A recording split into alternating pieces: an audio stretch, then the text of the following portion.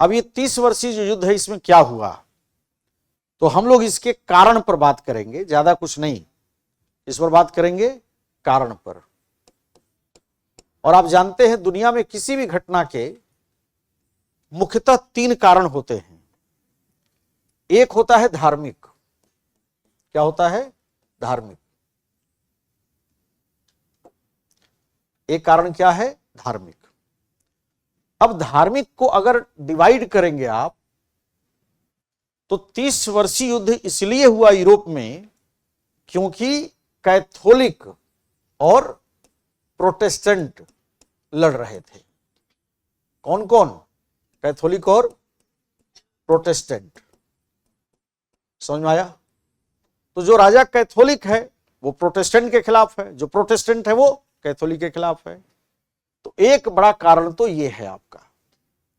दूसरा आ जाइए राजनीतिक। कौन सा? राजनीतिक। राजनीतिक में 2 वंश हैं। कितने? 2 वंश हैं। वो 2 वंश कौन से हैं? एक है बुर्बो वंश। कौन सा? बुर्बो वंश। जो बुर्बो वंश है ये फ्रांस का है। कहां का? फ्रांस का। और दूसरा हैब्सबर्ग वंश है। हैब्सबर्ग वंश ये ऑस्ट्रिया का है। कहां का? ऑस्ट्रिया का। तो इनके बीच में भी लड़ाई है अपने अपने साम्राज्य का विस्तार करने के लिए। फ्रांस वाले अपना साम्राज्य बढ़ाना चाह रहे थे और ऑस्ट्रिया वाले ऑस्ट्रियाई साम्राज्य बढ़ाना चाहते थे, इसलिए लड़ रहे थे। अब तीसरा जो कारण है वह है आर्थिक। क्या कारण है? आर्थिक। आर्थिक में क्या है, जरा इसको समझ लीजिए। आर्थिक में अगर आपने दुनिया का मैप देखा हो तो आपने ये जरूर देखा होगा कि मान लीजिए ये डेनमार्क है। ठीक, मैं बड़ा बना रहा हूं जबकि है नहीं। डेनमार्क ऐसे है ऊपर की तरफ, इधर है, बट थोड़ा सा दिखने में कि आपको जल्दी समझ में आए।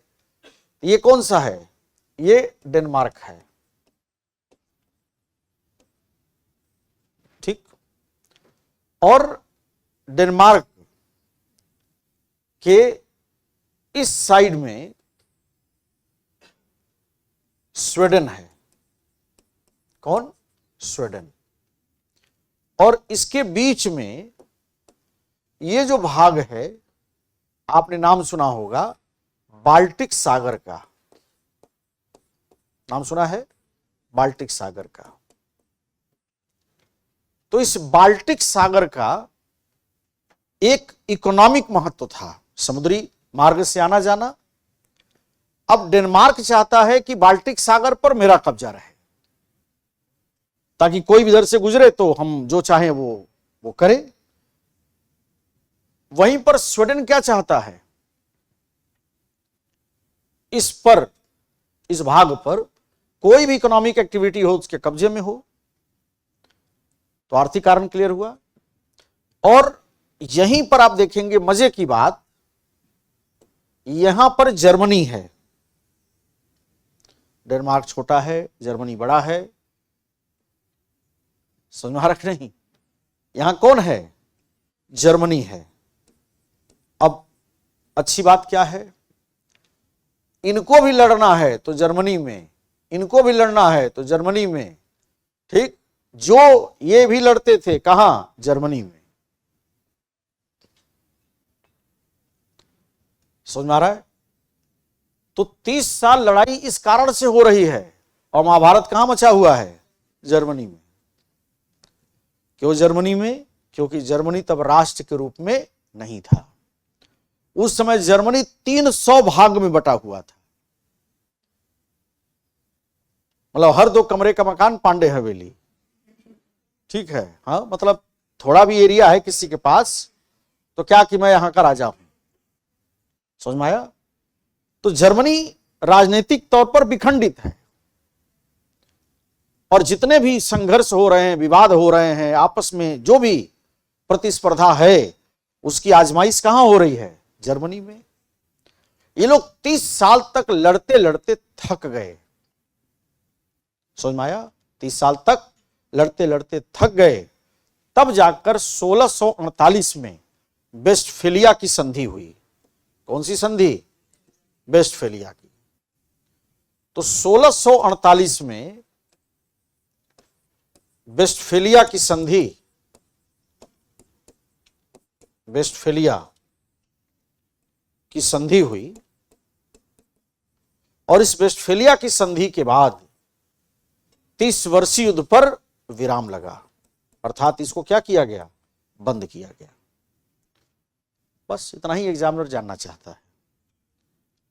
तो या तो आप खुद से 15-20 दिन बीपी बढ़ाकर और जो बचे खुचे बाल हैं सिर पर उसको भी बलिदान करके आप पढ़ लीजिए, और नहीं तो अगर इतना भी अगर आप बोल ले गए मुंह से कि दो साम्राज्य के बीच चलने वाला संघर्ष था, धर्म के मुद्दे पर आपस में आंतरिक संघर्ष था, आर्थिक रूप से स्वीडन और डेनमार्क के बीच बाल्टिक सागर में आपसी तनाव था, इन्हीं मुद्दों को लेकर के यूरोप में 30 वर्षों तक यह संघर्ष कई कारणों से प्रेरित था। अंततः 1648 की वेस्टफेलिया की संधि से इस संघर्ष पर विराम लगा था।